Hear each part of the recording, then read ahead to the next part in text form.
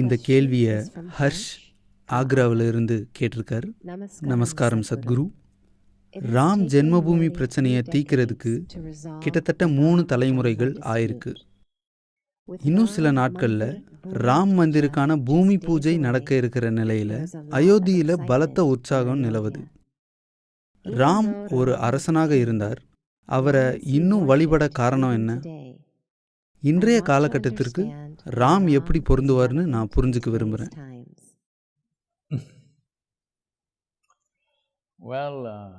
கேள்வி கேட்கிறவரு ஆக்ராவை சேர்ந்தவரா இருக்கிறதால ராம்னு சொல்றாரு.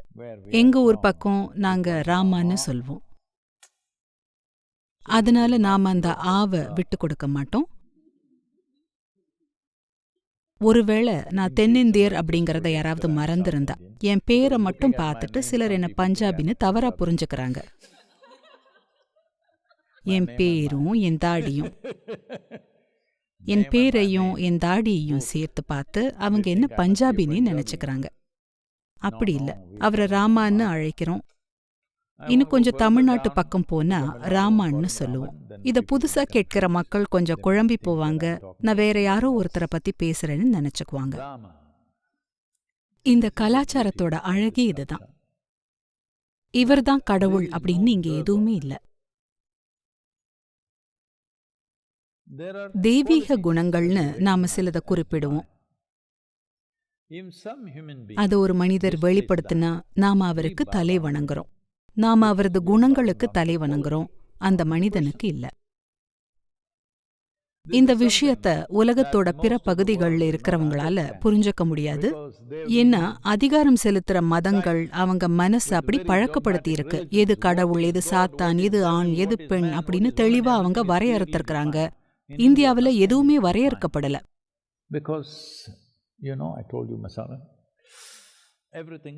எல்லாமே எப்பவுமே வளர்ந்துகிட்டே இருக்கு, நடந்துகிட்டே இருக்குது. உங்களை சும்மா கலைச்சு போட்ட மாதிரி வச்சுக்கிட்டு அதே சமயம் ஒரே திசையில கொண்டு போகணும்னா இதுக்கு நிறைய சக்தியும் பல உயிர்களும் விலையா கொடுக்கப்பட்டிருக்குது. ஆனா இது ஒரு நட்சத்திர கூட்டம் அல்லது ஒரு தேனீ கூட்டம் மாதிரியான ஒரு அமைப்பு. அத பார்த்தா எங்கேயுமே போகாத மாதிரி தெரியும். ஆனா அவங்க எங்க போறாங்கங்கிறது அவங்களுக்கு தெரியும். ஆனா வெளியில இருந்து பாக்குறவங்க அவங்க எங்கேயும் போகலன்னு நினைச்சுக்கிறாங்க. நீங்க இதை புரிஞ்சுக்கணும். ராமாவோ இவர் அயோத்தியாவை சேர்ந்தவர். அங்க கோயில் கட்ட காரணம் அது அவர் பிறந்த இடம்ங்கிறதாலதான். அந்த கோயில் சில 1000 வருடம் பழமையானது. முதல்ல அங்க கோயில் கட்டினது எந்த காலத்துலன்னு யாருக்குமே துல்லியமா தெரியல. அப்புறமா விரிவாக்கம் நடந்தது. பல நூற்றாண்டுகளுக்கு தொடர்ந்து விரிவடைஞ்சுகிட்டே இருந்தது. ஆனா சுமார் 500 ஆண்டுகளுக்கு முன்னாடி அதை இடிச்சாங்க. இது மாதிரியே திட்டமிட்டு பல கோவில்களை ஒவ்வொன்னா இடிச்சாங்க. இடிச்ச இடத்திலேயே அங்க இருந்த கட்டிட பொருட்களை பயன்படுத்தி இருக்கிறத இடிச்சிட்டு வேறொன்னு அங்க கட்டினாங்க.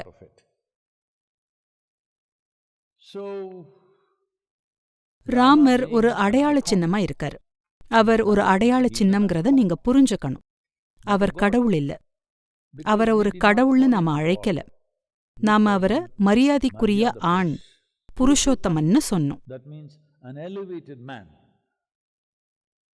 புருஷோத்தமன்ற வார்த்தைக்கு உயர்ந்த நிலையில இருந்தவர்னு அர்த்தம். ராமனை எப்பவுமே புருஷோத்தமன்னு தான் குறிப்பிடுறோம். அப்படின்னா ஆண்கள்ல அவர் உயர்ந்தவரா இருக்கிறாரு. அப்படி உயர்வா சொல்ல அவர்கிட்ட என்ன இருக்குது? அவர் பல சோதனைகளையும் சோகங்களையும் சந்திச்சாரு. அது எல்லாத்தையும் நாம இப்ப சொல்ல போறதில்ல. ஆனா தொடர்ந்து சோதனை மேல சோதனை. அவர் வாழ்க்கையே சோதனையானதா இருந்துச்சு. முதல்ல தன்னோட ராஜ்யத்தை இழந்தாரு. மனைவியை மீட்க போர் செய்ய வேண்டியதாச்சு. திரும்ப வந்து அரசனாகி மறுபடியும் மனைவிய பிரிய நேர்ந்துச்சு. தன்னுடைய குழந்தைகளை பிரிஞ்சாரு. கிட்டத்தட்ட தன் பிள்ளைகளையே தன் கையால கொல்ற நிலை ஏற்பட்டுச்சு. முடிவே இல்லாத சோதனைகள். இது எல்லாத்தையுமே அவர் அமைதியா ஆனந்தமா கடக்கிறார். வேதனை இருந்தாலும் ஆனந்தமா இருந்தார். ஒரு நிலையில தன் தனிப்பட்ட அளவுல அவருக்கு இருக்கிற வேதனைய அவர் வெளிப்படுத்தி இருக்கிறாரு. ஆனா அந்த வேதனை தன் செயல்கள் மீது தாக்கம் ஏற்படுத்த அவர் அனுமதி தரல. இப்படி ஒரு மனிதனால வாழ முடியும் போது அவரை நாம புருஷோத்தமன்னு அழைக்கிறோம். ஏன்னா உத்தமம்னா ஆண்கள்ல உயர்ந்த நிலையில இருக்கிறவன். இது ரொம்ப முக்கியமானது. ராமன் புருஷோத்தமன். அயோத்தியில பிறந்து குறிப்பிட்ட வயது வரை வாழ்ந்து இறந்தார். தன் வாழ்க்கையில எல்லா ஏற்றத்தாழ்வுகளையும் எதிர்கொண்டார். இந்தியா முழுக்க நடந்திருக்கிறார். தெற்கு நோக்கி வந்து மறுபடியும் வடக்க போயிருக்கிறார். தன் எதிரிய தன் மனைவிய கடத்தி சென்றவன தன் விருப்பத்துக்கு ஏத்த மாதிரி ஆட்சி செஞ்சு வாழ்ந்த ஒருத்தனை கொன்னதுக்கு அப்புறம் திரும்ப வந்து 1 வருஷத்துக்கு துக்கம் அனுஷ்டிக்கிறார். இத பார்த்து அவருடைய தம்பி, உனக்கு என்ன பைத்தியமா? இருக்கிறதுலயே மோசமானவன் அவன். நீ அவனை கொல்ல வேண்டியிருந்தது. அதுக்கு போய் நீ வருத்தப்படுறியே, என்ன அர்த்தம்? நாம் என்ன தப்பு செஞ்சிட்டோமான்னு கேக்குறான். அதுக்கு ராமன், ராவணனை பத்தி பல தப்பான விஷயங்கள் இருக்குது. ஆனா அவன் ஒரு சிறந்த பக்திமான். அவனோட நாட்டை நல்லா நிர்வாகமும் செஞ்சவன். தன்னோட சுயநலத்துக்காக மத்தவங்கள அவன் பயன்படுத்தினதால நான் அவனை கொல்ல வேண்டியதாச்சு. ஆனா அவன் சிறந்த பக்திமான். ஒரு பக்திமான கொன்னதுக்காக நான் துக்கம் அனுஷ்டிக்கிறேன்னு ராமன் சொன்னாரு. இப்படிப்பட்ட ஒரு மனிதனை தானே நாம முன்னுதாரணமா கொண்டு வாழணும். ராமனை நீங்க கடவுளாக்கிட்டா சுவத்துல ஆணி அடிச்சு தொங்க விட்டுட்டு அப்படியே மறந்துடுவீங்க. யாருக்குமே எப்பவுமே கடவுள மாதிரி வாழ்றதுக்கு விருப்பம் இல்ல. இதை நீங்க புரிஞ்சுக்கணும். கடவுள் அப்படின்னா அவரை மாதிரி வாழ முடியாதுன்னு இந்த மனித மனம் புரிஞ்சு வச்சிருக்குது. ஒரு மனிதன் அற்புதமா வாழ்ந்திருந்தா எல்லாருக்குள்ளயும் நான் ஏன் இவரை மாதிரி இருக்கக்கூடாதுன்னு இயல்பாவே ஒரு ஆர்வம் வந்துடும். அதனால ராமன் மனிதன்கிறத ரொம்ப முக்கியம். அரசனாயிருந்து தன் ராஜ்யத்தை இழந்து மறுபடியும் திரும்ப வந்தாரு. வேற யாரோ ஒருத்தருக்கு பிடிக்கலைங்கிறதுக்காக தன்னோட செல்வம், தன் ராஜ்யத்தோட ஆடம்பர வாழ்க்கைன்னு எல்லாத்தையுமே விட்டுட்டு விலகி போனார். ஏன்னா யாரோ ஒருத்தருக்கு பிடிக்கல. அவரோட சித்தி முதுகுக்கு பின்னால ஏதோ கிசுகிசு வேலை செஞ்சாங்கன்னு, இதுதானே உனக்கு வேணும், நானே இதை விட்டு கொடுத்துட்டு போயிடுறேன்னாரு. இப்படிப்பட்ட மனிதனை முன்னுதாரணமா தானே பார்க்கணும். அதிகார பித்து பிடிச்சு மக்கள் அதை விடாம தொங்கிட்டு இருக்கிறப்போ என்ன நடந்தாலும் சரி, தேர்தல்ல தோத்தாலும் அவங்களுக்கு அதிகாரத்தை விட மனசில்ல. இப்படிப்பட்ட ஒரு காலகட்டத்துல ராமனை உதாரண புருஷனா வச்சு வாழ்றது ரொம்ப ரொம்ப முக்கியம். அது சரி, இந்த கோயிலுக்கு ஏன் இவ்ளோ முக்கியத்துவம்? பல விதங்கள்ல இந்த கோவில் முக்கியத்துவம் பெறுது. குறைஞ்சது இந்த தேசத்தோட வடபகுதியில மட்டுமாவது தெற்கே அவ்வளவு அழுத்தமா இல்ல. நிச்சயமா இருக்கு, ஆனா அவ்வளோ இல்ல. ஆனா வடக்குல ராமர் தான் உயிர் நாடி. 500 ஆண்டுகளுக்கு முன்னால துருக்கியில இருந்து வெளிநாட்டு படையெடுப்புகளும் பின்னாட்கள்ல மங்கோலியால இருந்து வந்தவங்களும் எல்லா கோவில்களையும் ஒன்னொன்னா திட்டமிட்டு அழிச்சாங்க. ரொம்ப வருஷத்துக்கு முன்னால கட்டின அந்த பழங்கால கோவில்கள் அந்த சமுதாயத்துக்கே ஆதார சக்தியா இருந்துச்சு. அதை இடிச்சிட்டு அதுக்கு மேல அவங்களுக்கு என்ன வேணுமோ அதை அவசர அவசரமா கட்டிக்கிட்டாங்க. இந்த பிரச்சனை சீற்றமாவே இருந்துட்டு இருக்குது. இந்த பிரச்சனை அநேகமா, நான் சொல்றது சரியா இருந்தா, 135 வருஷமா நீதிமன்றத்துல இருக்குது. பிரிட்டிஷ் காலத்திலிருந்து நீதிமன்றத்துல வழக்கு நடந்துட்டே இருக்குது. ஏன்னா எந்த விலை கொடுத்தாவது அரசியல் ரீதியா சரியாக இருக்கணும்னு நாம பழகிட்டோம். துரதிருஷ்டவசமா இந்த தேசத்துல எந்த நீதிபதியும் அதுக்கு ஒரு முடிவெடுக்க விரும்பல. தனது பதவிக்காலம் முடியும் வர அதை தள்ளி வச்சுக்கிட்டே இருந்தாங்க. அடுத்ததா வர்றவங்க இந்த பிரச்சனைய பாத்துக்கிட்டும்னு இருந்துட்டாங்க. ஏன்னா 2 சமுதாயத்தை சேர்ந்தவங்களும் இது யாருக்கு சொந்தமான சொத்து அப்படிங்கறதுல கடுமையா போட்டி போட்டாங்க. இப்போ உச்ச நீதிமன்றம் நீண்ட வேலைகளுக்கு அப்புறமா கிட்டத்தட்ட 3-4 தலைமுறையா இது நடந்துட்டு இருக்குது. இப்போ எல்லா ஆதாரங்களையும் தெளிவா பார்த்து, அகழ்வாராய்ச்சி ஆதாரங்களையும் தெளிவா பார்த்து, தெளிவா 100% அங்க ஏற்கனவே ஒரு கோயில் இருந்திருக்கு அப்படிங்கறதையும், அதை இடிச்சிட்டு அவசர அவசரமா வேற ஒரு கட்டிடத்தை அது மேல எழுப்பி இருக்காங்கிறதையும் பரிந்துரை செஞ்சிருக்கு. அதனால இங்க ஒரு கோயில் கட்டலாம்னு தீர்ப்பு வழங்கியிருக்கிறாங்க. இன்னொரு சமுதாயத்தினருக்கு பக்கத்திலேயே 20 கிலோமீட்டருக்குள்ள வேறொரு இடம் ஒதுக்கி கொடுத்திருக்கிறாங்க. அங்க உங்களுக்கான இடத்தை கட்டிக்கலாம்னு அவங்க அந்த இடத்துல கட்டிக்கலாம்னு சொல்லியிருக்கிறாங்க. அதனால இது இன்னொரு சாதாரண கோவில் இல்ல. இது இந்தியாவோட ஆன்மாவுக்கு மறுபடியும் உயிர் கொடுக்கிற ஒரு விஷயம். ஏதோ ஒரு பிரிவை சேர்ந்தவங்களோ ஒரு மதத்தை சேர்ந்தவங்களோ மட்டும் ராமனை முன்னுதாரணமா பார்க்கல. மத்த மதத்தை சேர்ந்தவங்க பல பேர் இருக்கிறாங்க. அவங்களும் ராமரை முன்னுதாரணமா வச்சு வாழணும்னு நினைக்கிறாங்க. பல வகைகளிலும் அவர் ஒரு முன்னுதாரணமா இருக்கிறாரு. ராமரும் ராமாயணமும் ராமரின் கதைகளும் இந்திய சமுதாயத்துல வாழ்க்கையோட அங்கமாவே மாறி இருக்குது. அதனால இது கிட்டத்தட்ட பாதிக்கப்பட்டு சீர்குலைஞ்சிருக்கிற தேசத்தோட உயிர் துடிப்புக்கு புத்துயிர் கொடுக்கிற மாதிரி. அதனால இப்படி நடக்கிறது நல்லதுன்னு தான் நான் நினைக்கிறேன். இல்லனா மத்த சமுதாயத்தினர் மேல தேவையில்லாத வெறுப்பு தொடர்ந்துகிட்டே இருக்கும். இந்த தீர்மானத்தால பல மனங்களும் இதயங்களும் குளிர்ந்திருக்குது. இது தேசத்தோட எதிர்காலத்துக்கு நல்லது. 2 சமுதாயத்தினருக்குள்ள தொடர்ந்துகிட்டே இருந்த தேவையில்லாத ஒரு உராய்வு முடிவுக்கு வந்திருக்குது. இதனால முக்கியமான ஒரு பெரிய பிரச்சனை தீர்த்து வைக்கப்பட்டிருக்குதுன்னு நினைக்கிறேன். ஆகஸ்ட் 5ஆம் தேதி அடிக்கல் நாட்டுறாங்க. பிரம்மாண்டமான கோயில் எழுப்ப திட்டமிட்டிருக்கிறாங்க. ஏன்னா 25-30 வருடங்களா அவங்க கோயிலோட தூண்கள், மண்டபங்கள், அது இதுன்னு எல்லாத்தையுமே ஏற்கனவே கல்லுல செதுக்கி வச்சுட்டாங்க. கல் வேலை எல்லாத்தையுமே முடிச்சு எல்லாத்தையும் ஒரு இடத்துல வச்சிருக்காங்கன்னு நினைக்கிறேன். அது ஒன்னு சேர்க்கிற பணிதான் இப்போ. மற்ற கட்டமைப்புகளை ரொம்ப வேகமா எழுப்பிடுவாங்க. அநேகமா 24-30 மாசத்துல இந்த பிரம்மாண்ட கோயில் எழுந்து நின்னுடும். இந்த வைரஸ் சூழ்நிலையால 150 பேருக்கு மட்டுமே அழைப்பு அனுப்பியிருக்கிறாங்க. இல்லைன்னா சுமார் 1 கோடி மக்கள் அங்கு கூடியிருப்பாங்க. சுமார் 1 கோடி அல்லது 1.25 கோடி மக்கள் இந்த கோயில் திறப்பு விழாவுக்கோ இல்லைன்னா இந்த அடிக்கல் நாட்டு விழாவுக்காக திரண்டு வந்திருப்பாங்க. ஆனா இப்போ 150 அழைப்பிதழ்கள் மட்டுமே அனுப்பப்பட்டிருக்குது. மற்றவங்களுக்கு நேரலை ஒளிபரப்பு இருக்கும், தொலைக்காட்சி மூலமா பார்த்துக்கலாம், அல்லது இன்டர்நெட் ஒளிபரப்பு இருக்கான்னு எனக்கு சரியா தெரியல. என்ன பொறுத்தவரையில தேவையில்லாம சமுதாயத்துல நீண்ட காலமா ரணமாக்கப்பட்ட பிரச்சனைகள் தீர்க்கப்பட்டு வருவதுல இத ஒரு மைல்கல்லா நான் பாக்குறேன். பல பேரை இது குளிர செஞ்சிரும்னு நினைக்கிறேன்.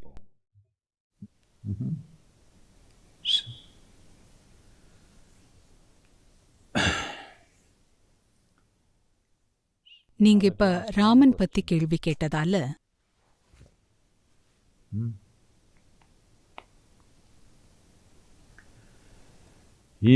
తీరుగనను దయచూచదవో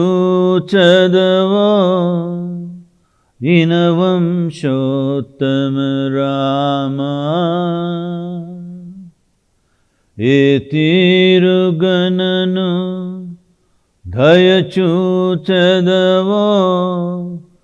ఇనవంశోత్తమ రామా.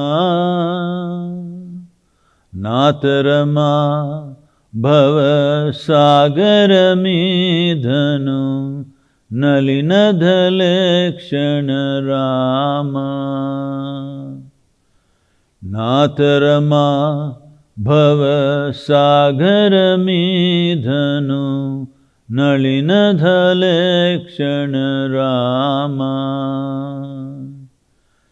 శ్రీరఘునందన సీతారమణ స్త్రితజన పోషక రామా.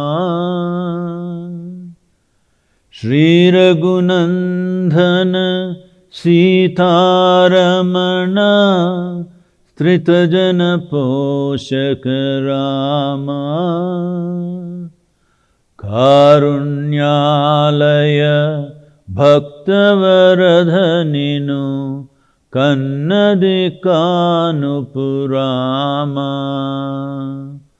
కారుణ్యాలయ భక్తవరధనిను కన్నది కానుపురామా. క్రూరకర్మములు నేరక చేసితి నేరములెంచకు రామా. క్రూరకర్మములు నేరక చేసితి నేరములెంచకు రామా. దారిద్ర్యము పరిహారము సయ్యవే దైవశిఖామణి రామా. దారిద్ర్యము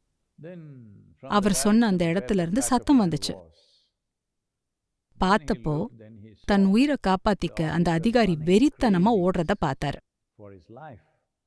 பெரியவரோட முரட்டுக்காளை அதிகாரிய விரட்டிட்டு இருந்துச்சு. பெரியவர் வேலிக்கிட்ட ஓடி போய் மதில் சுவத்து மேல ஏறி நின்னுகிட்டு, அவன்கிட்ட உங்க ஐடியா காட்டுங்க, அவன்கிட்ட உன் ஐடியா காட்டுங்க அப்படின்னு கத்துனார்.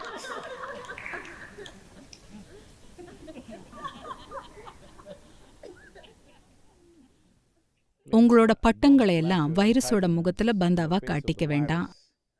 அதுக்கு பாகுபாடு பார்க்க தெரியாது.